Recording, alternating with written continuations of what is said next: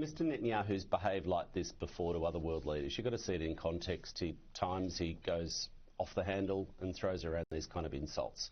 But I'll just make 3 points. Firstly and importantly, Jewish Australians are not responsible for the actions of the Israeli government or Mr Netanyahu's words. I say that because it's really important that with the community tensions that continue with this conflict, this horrific situation, Jewish Australians are not responsible for the actions of the Israeli government. I'm going to a Shabbat dinner proudly on Friday night, and we need to wrap our arms around our Jewish Australian friends, colleagues, just as we do around people impacted in the Palestinian community. The second point I'd make, and it's a distinction that I think we've talked about before, Pete, a distinction between Australia's long-standing support for the State of Israel, for the security of the State of Israel, and the Israeli government, the current Israeli government. The fact is, many Israelis do not support the words and actions of Mr Netanyahu. You can see that from the massive increase in protests right across Israel against his government. And many Jewish Australians do not support the words or actions of Mr Netanyahu and his government. That's a well-known fact. The community is diverse. Jewish Australians have a right to their view, whether they agree with Mr Netanyahu or not. But the third point I'd make, back to where I started, Mr Netanyahu's done this kind of thing before. He's behaved like this to other world leaders. Look, to be honest, I think it's pretty sad and disappointing. Increasingly, he does appear, as many world leaders have said, to be detached from reality about the horrific humanitarian situation in Gaza. Many former leaders in Israel have questioned the lack of a strategy to end the war, and many have said it's a really worrying situation when the current Israeli government, that includes extremists in their cabinet who've been sanctioned by multiple countries in the world, risk leading Israel further into diplomatic isolation. That is not what we want. Okay. So Australia's support, our relationship with Israel continues. Well, let's go to you now, not Phil. Necessarily at all times, every government. Your reaction to this, I mean, Julian's right, there is growing discontent in parts of Israel, and Albanese wasn't alone. Macron also got a letter overnight too. Does that lessen its impact at all? Well, good morning to you and to Julian. And on Julian's first point, I agree with the whole of supporting those in Australia who are affected by the war that is happening there. I don't think that the Prime Minister's announcing a statehood of Palestine is going to stop the war. I do think it's going to provide a little bit of tension between strategic partnerships and allies that we had. I don't want to see our Prime Minister of any colour of shirt wake up in the morning and be chastised publicly by other world leaders. That is not good for our nation.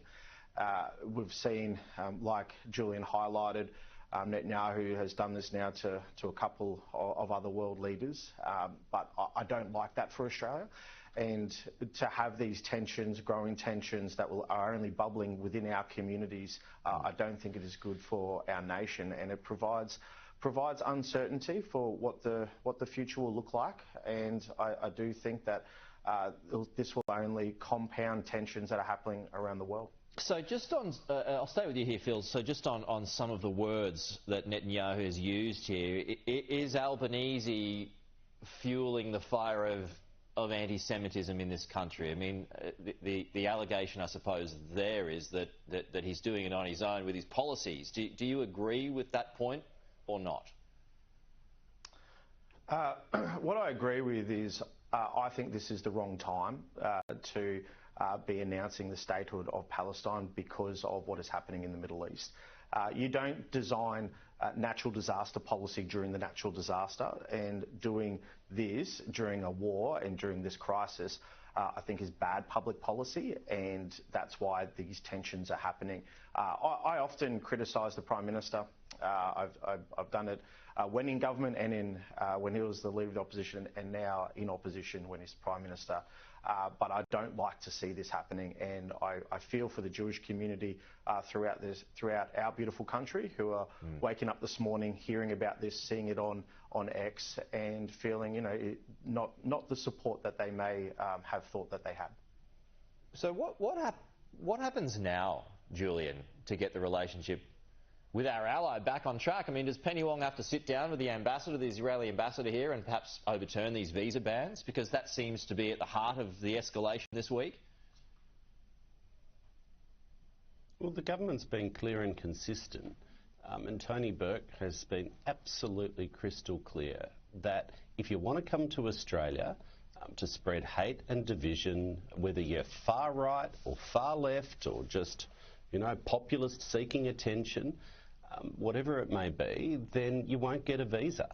Non-citizens are held to a higher standard. That's the government's view. And I think whether you agree with every decision or not, you couldn't fault Tony Burke as the Home Affairs and Immigration Minister for having a tough, consistent view on this. There's been multiple examples now across the board. So, we're not going to take the bait. We're not going to fall into the trap of having Australia's chain yanked by extreme rhetoric from, unfortunately, a foreign leader who's got form on this, who behaves like this on occasion. We'll operate in the national interest. We'll do it calmly. And, I appreciate the fact that, Phil was kind of in a bit of a difficult position there, but I do not believe you could fault the Australian government for support for the Jewish community and pushing back on anti-Semitism, right? We've been absolutely clear and consistent on this and will continue to be so. All right, so just to close here, I've got about 30 seconds left, Phil, but do you agree with that point that the government has done enough to placate both sides locally?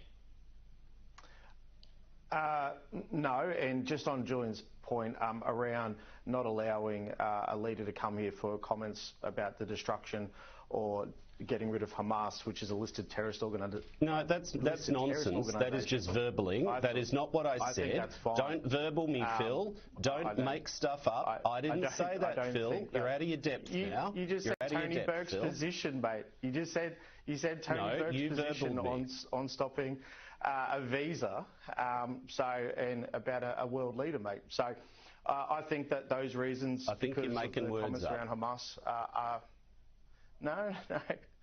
This is what he did, and yeah, I don't think it was the right decision. Okay, we'll have to leave it there, gentlemen. Try again next week. We'll see you, Julian. See you, Phil. Talk to you next.